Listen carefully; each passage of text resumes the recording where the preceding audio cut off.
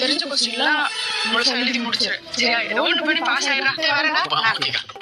நேத்து கோழி குப்புற சித்தப்பா பாஸ் ஆயிரியா? பாஸ் ஆயிரு சித்தப்பா. நீ எங்க படிச்சு கிளிக்க போற?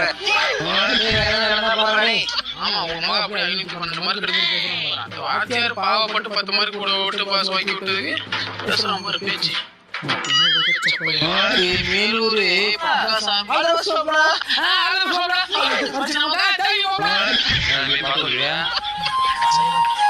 வீட்டோட என்ன பேச்சு கொடுத்து பாப்பா வீட்டு கால எடுத்து வச்சு பின்னால் தள்ளி பிற மொழிக்கு சிறப்பளித்த பிழையை நீக்க இவன்